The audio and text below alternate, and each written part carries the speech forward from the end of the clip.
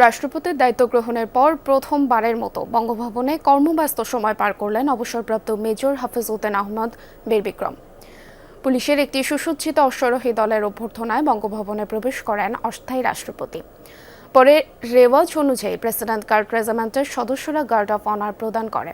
প্রথম দিনে পরিদর্শন, পরিচিতি ও দাপ্তরিক কিছু কাজ সারেন রাষ্ট্রপতি। সিলন টি রপ্তানিতে শীর্ষে।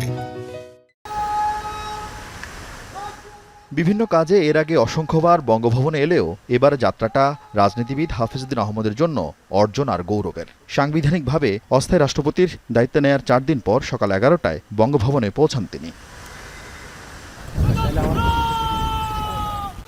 পুলিশের অশ্বারোহী দলের অভ্যর্থনায় বঙ্গভবনে প্রবেশ করেন তিনি। সেখানে অস্থায়ী রাষ্ট্রপতিকে গার্ড অব অনার দেয় পিজিআরের চৌকস দল।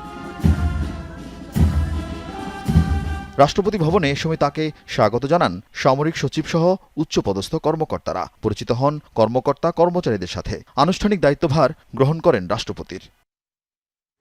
দায়িত্ব নিয়ে হাফিজ উদ্দিন আহমদ ঘুরে দেখেন গোটা প্রাঙ্গণ, স্বাক্ষর করেন পরিদর্শন বইয়ে। প্রায় 2.5 ঘণ্টা বঙ্গভবনে অবস্থানের পর অস্থায়ী রাষ্ট্রপতি ফিরে যান সংসদ ভবন এলাকায় তার জন্য বরাদ্দ স্পিকারের বাসভবনে। নতুন রাষ্ট্রপতি নির্বাচিত না হওয়া পর্যন্ত বঙ্গভবনে রুটিন দাপ্তরিক কাজ করবেন হাফিজ উদ্দিন আহমদ।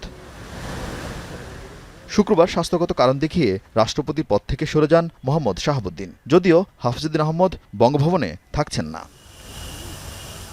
আরিফিন শাকিল, যমুনা নিউজ, ঢাকা।